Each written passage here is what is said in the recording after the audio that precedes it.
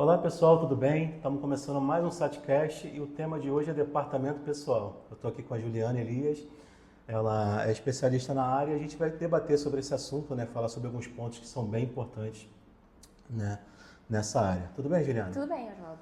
Juliana, para a gente começar essa conversa, fala um pouquinho da sua trajetória profissional, conta um pouquinho da sua história para a gente, por favor.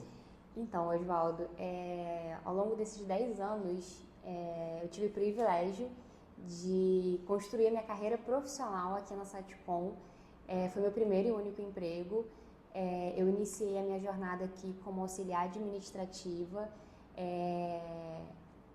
na antiga área de contratos, né, da empresa.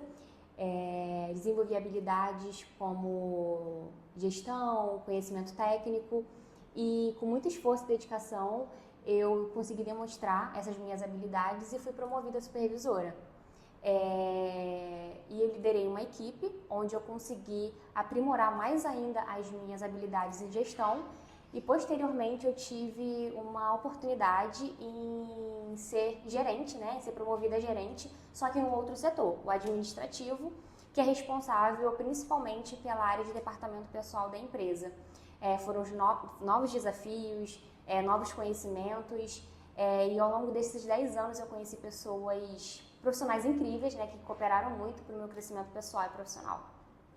Legal, Juliana. Para a gente começar, vamos falar um pouquinho do processo de recrutamento e seleção. Certo. Como é que ele acontece hoje na empresa? Como é que isso é organizado?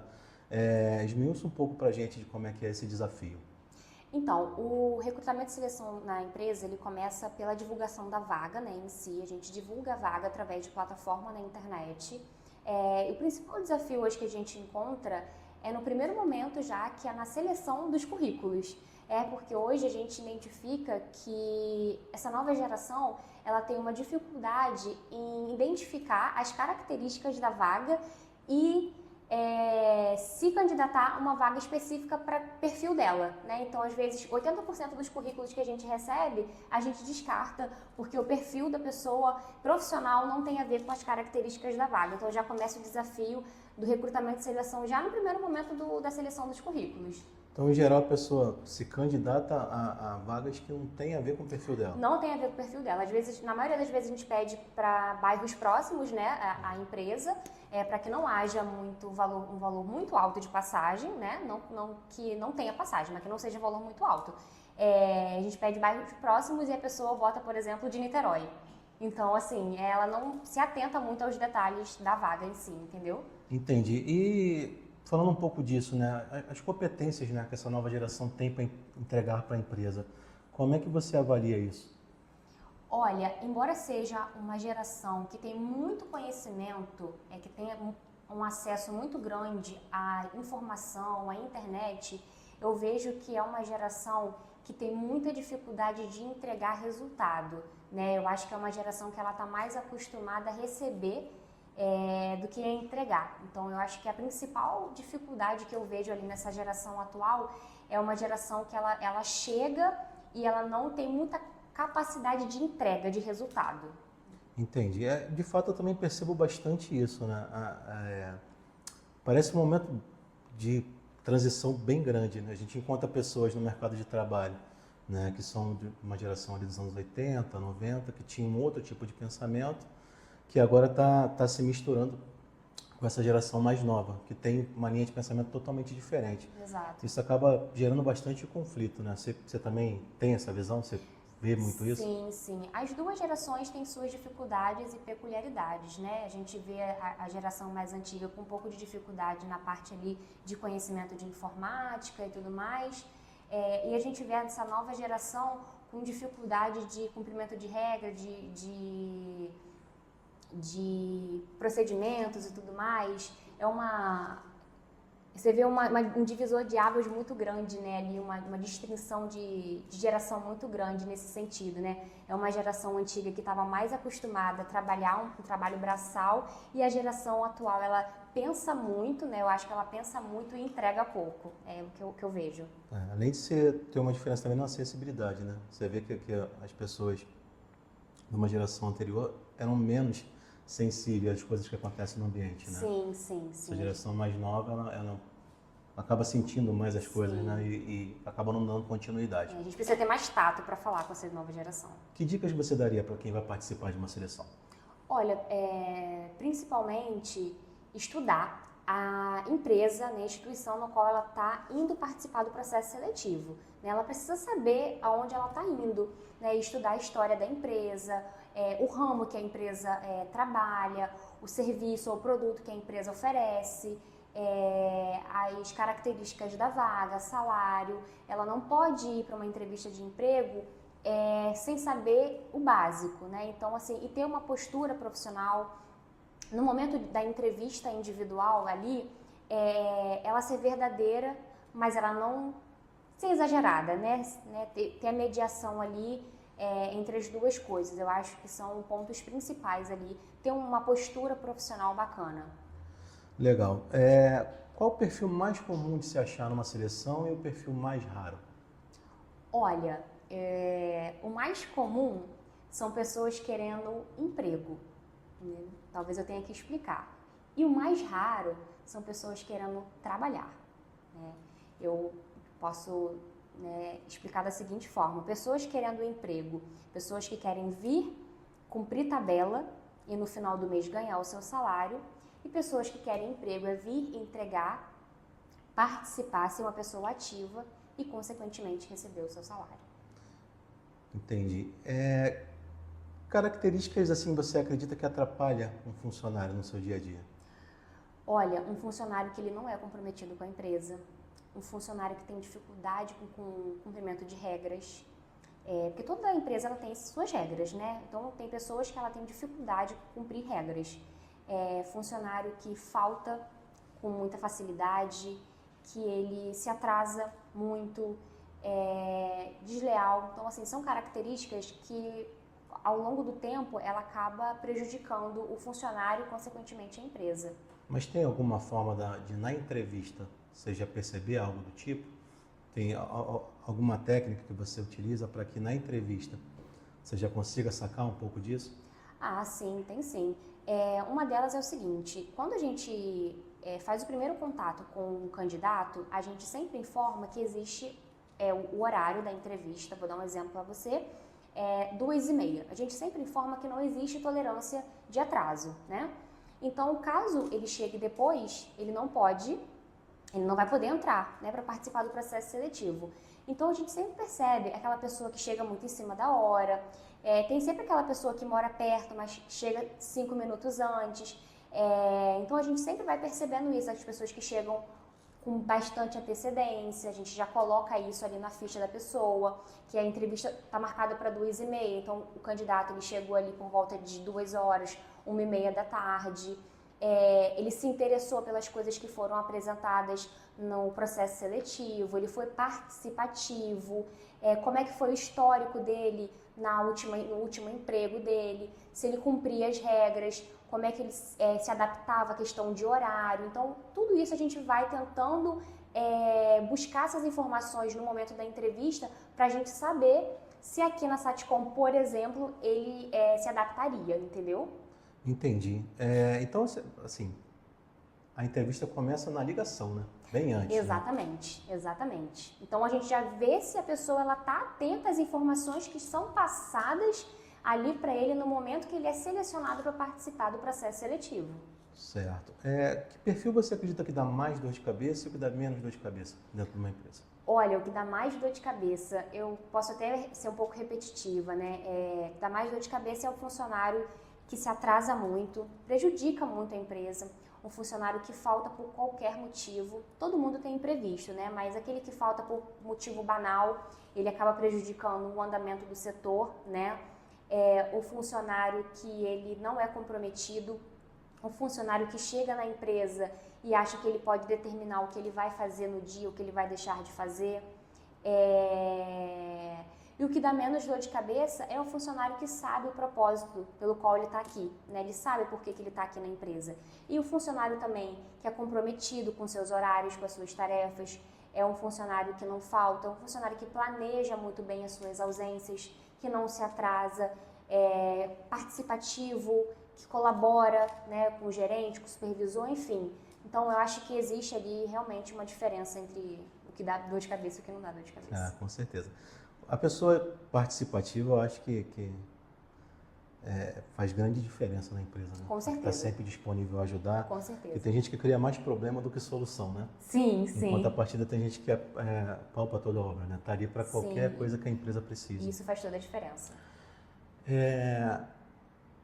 Passado tudo isso, como é que é o processo de entrada de um funcionário? Olha, o processo de entrada do funcionário, ele é bem amplo, ele é extenso, né? Então, a gente começa com, primeiro, o feedback que a gente passa para o candidato, que ele foi aprovado no processo seletivo, né? A gente convoca ele para vir até a empresa, para poder entregar os documentos, né? Os documentos pessoais dele, para poder fazer todo o procedimento administrativo de cadastrar o funcionário no sistema. Ele vindo até a empresa, a gente passa para ele ir até a clínica fazer o exame admissional, que é obrigatório por lei, fazer a abertura da conta para poder receber o salário e informar para ele o dia que ele vai iniciar as atividades na empresa e o horário que ele vai precisar estar aqui. Posteriormente a isso, né, a gente faz todo o procedimento interno, que é cadastrar, que é registrar no livro de registro de funcionários, enfim, deixar tudo preparado para o dia que ele for iniciar as atividades. No dia que ele for iniciar as atividades, existe um tempo que é todo exclusivo para aquele funcionário, que o departamento pessoal dá para ele ali no período da manhã, onde o funcionário assina diversos documentos, dentre eles o regimento interno. O que é o regimento interno? É onde estão as diretrizes, regras e procedimentos da empresa, um documento por si bastante extenso, tá? O funcionário ele tem um tempo para ler, entender, e também ele recebe uma cópia desse documento para poder levar para casa, enfim. Contrato de trabalho, ele também assina nesse momento, termo de registro de compromisso de controle de jornada, registro individual, termo de prorrogação de horário de trabalho, enfim, diversos documentos que o funcionário precisa ter assinado para uma relação entre empregado e empregador, né? E a gente entrega também para ele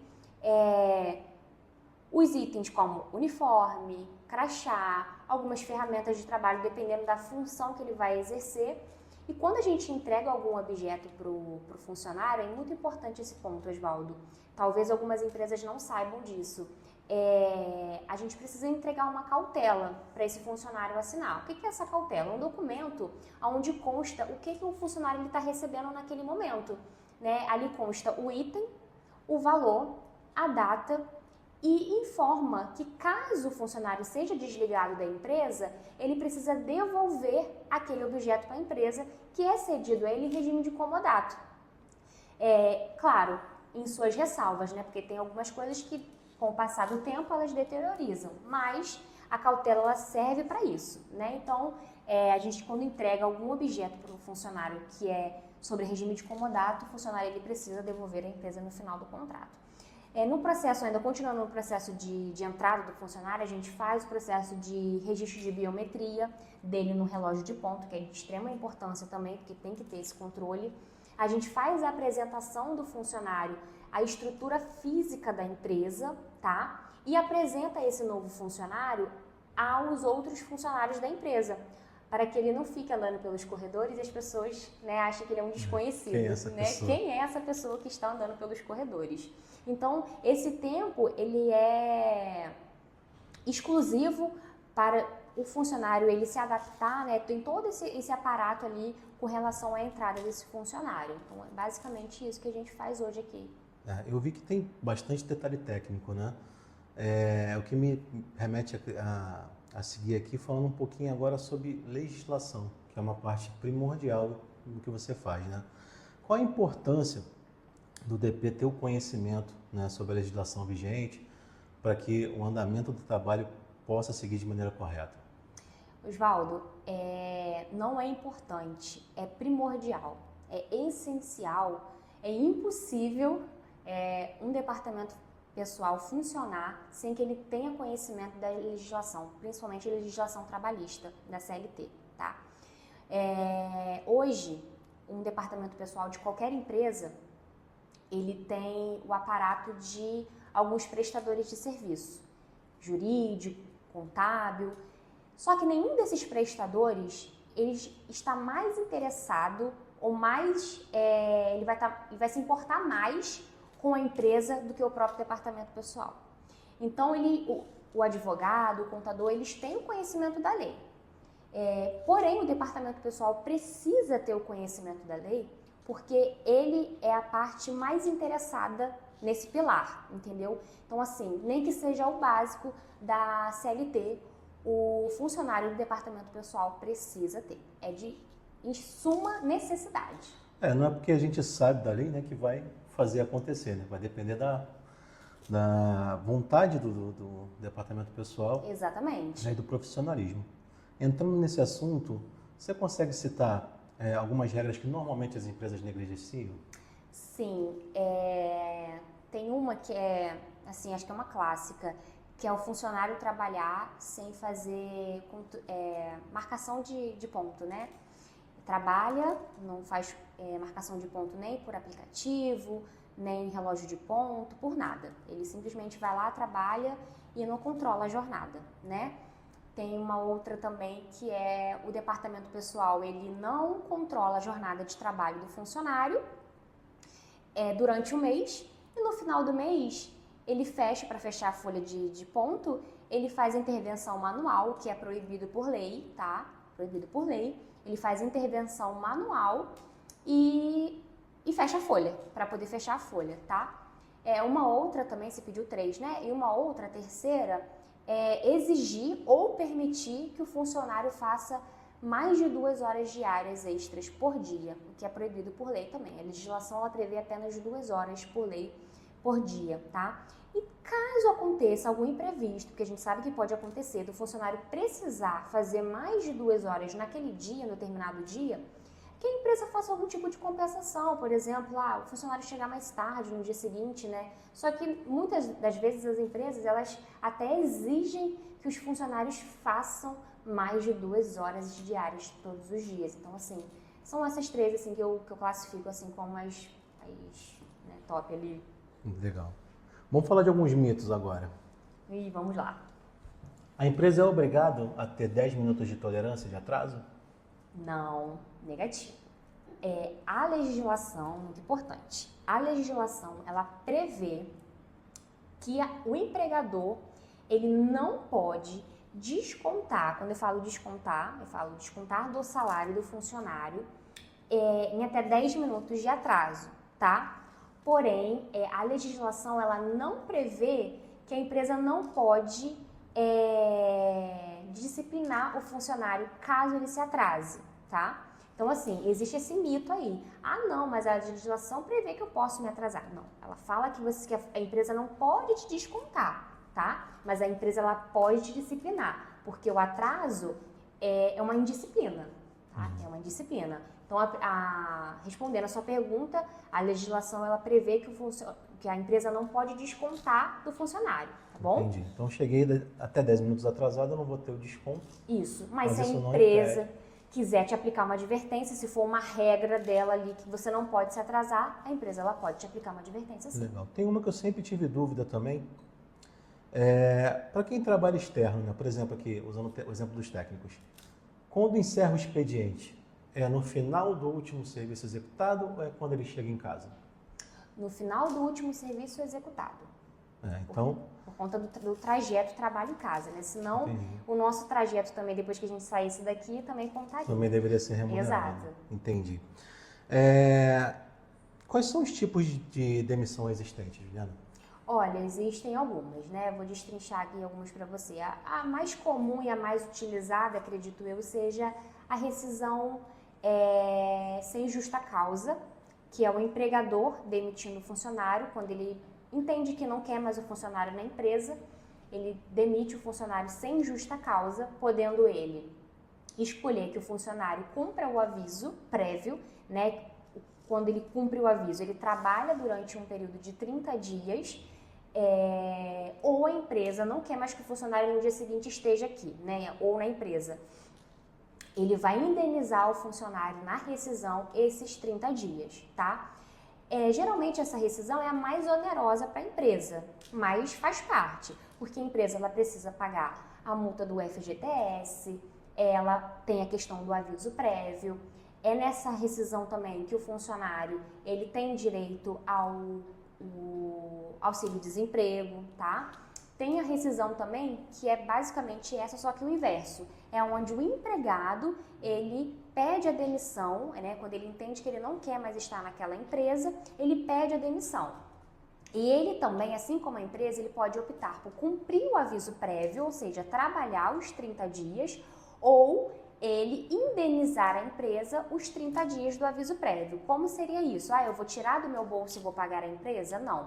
Ele vai ser descontado na rescisão dele o aviso prévio, caso ele não cumpra, tá? Aí ele não tem direito, quando ele pede demissão, ele não tem direito ao auxílio-desemprego, ele também não tem direito ao FGTS, a multa do FGTS, a multa tá? rescisória, né? A multa rescisória, exatamente.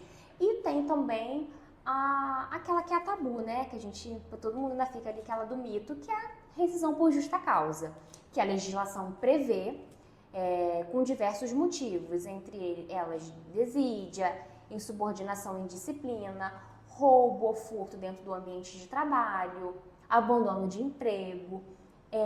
Ainda é um mito, né, a rescisão por justa causa, porém ela existe, né, a legislação ela prevê a rescisão por justa causa, porém é sempre muito importante que a empresa ela esteja muito bem calçada antes, né, de aplicar a rescisão por justa causa. Ela tem que estar muito bem calçada no motivo pela qual ela está rescindindo o contrato por justa causa, para que não haja ali um entendimento errado do motivo, enfim, que gere algum problema futuramente.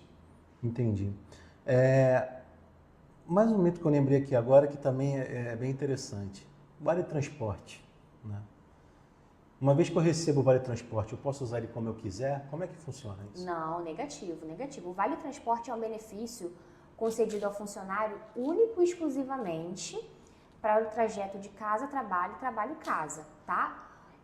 Inclusive, Oswaldo, o uso indevido do Vale Transporte, ele é passivo de rescisão por justa causa, tá? Então, assim, se o funcionário ele entender que ele não quer mais utilizar o Vale Transporte para trabalho, casa-trabalho, ele tem a opção de falar para a empresa, de chegar à empresa, ao departamento pessoal e falar que ele quer a dispensa do Vale Transporte, tá? Ele não é obrigado a ficar com o Vale Transporte, caso ele não necessite mais dele. Então, assim, é importante, né? Como você falou, é um mito, mas é importante essa pergunta porque o uso indevido dele, muita gente não sabe disso, mas ele é passivo de justa causa. Legal. Tem mais algum direito que o funcionário acha que tem, mas que na verdade não tem? Que é um mito, tem. um mito de internet, né? Tem. O clássico é achar que pode escolher o período de férias, né? Então, assim, o funcionário ele acha que fez um ano, ele já acha que ele já pode escolher. Eu quero tirar férias em fevereiro. Não. Ou ele tem, né, o período ali aquisitivo que ele pode tirar férias, mas é a empresa, o empregador que vai escolher o período que ele vai tirar férias. Eles podem conversar, né, tentar entrar num acordo ali, mas enfim, o direito de escolha do período de férias é da empresa. Um outro mito também que o funcionário acha que ele tem é se ele não assinar a advertência, ele não está sendo advertido, tá? É um mito que o funcionário acha que não, eu não concordo com a advertência, então ele não está sendo advertido, que é um engano, né? Quando a empresa está advertindo um funcionário e ele não concorda com a advertência, ele se recusa a efetuar a assinatura na advertência, a empresa ela convoca duas testemunhas, né, para aquele momento, assinam a advertência, mas o funcionário está advertido, mesmo ele achando que não. Então, assim, é um mito aí. Até porque quem está advertindo é a empresa, né? A gente só está Exato, comunicando a gente oficialmente. Está comunicando ele está sendo exato. advertido. Independente se ele gostou ou não, ou se ele concorda ou não, ele está sendo advertido. Mas é um mito achar que o fato de eu não concordar ou de eu não estar assinando, eu não concordo. Eu não estou sendo penalizada, entende? Conta para mim situações mais inusitadas que você já viveu aí nesse trabalho com o departamento pessoal. Lidar com pessoas já é inusitado, né? Mas vamos lá. Uma delas, que assim, acho que eu não vou esquecer nunca, não sei nem se eu posso estar falando isso aqui. Se não tiver, a gente corta. É o seguinte, a gente disponibiliza para os nossos técnicos que fazem esse serviço volante um aparelho celular, né, que é da empresa, a ferramenta de trabalho, tá, da empresa. E quando o funcionário ele é desligado, a gente recolhe o telefone novamente, o celular. E quando a gente recolhe esse telefone, a gente faz um trabalho de olhar, de apagar alguns conteúdos, enfim. E numa dessas, né, de pegar o telefone de volta, eu já peguei ali coisas que eu não deveria ter visto. Imagino. E já peguei marcar encontro.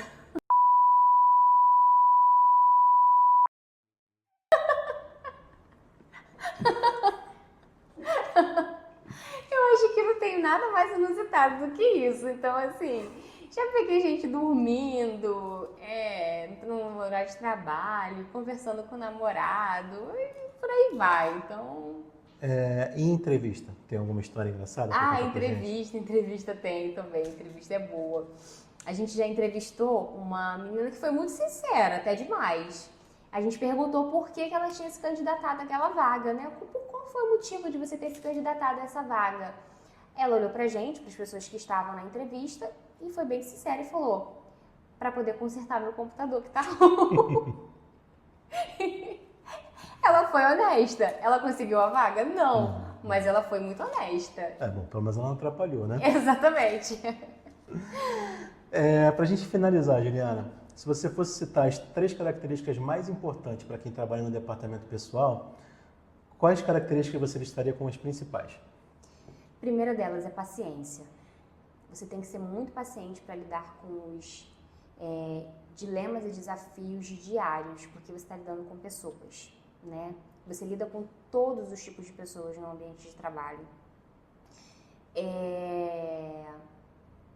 Atenção, que você lida ali com diversos tipos de problemas, né? Você lida ali tanto com problemas empresariais quanto problemas pessoais, né? Problemas de pessoas quanto problemas da empresa. Então você tem que ter muita atenção. A outra característica é resiliência. Então, assim, eu acho que são as três características principais para uma pessoa que ela quer trabalhar no departamento pessoal.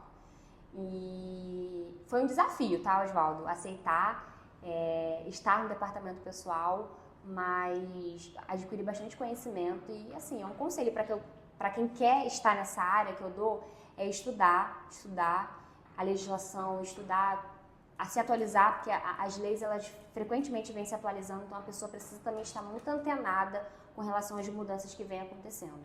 Imagino. E muito preparo psicológico, né? Porque são muitos...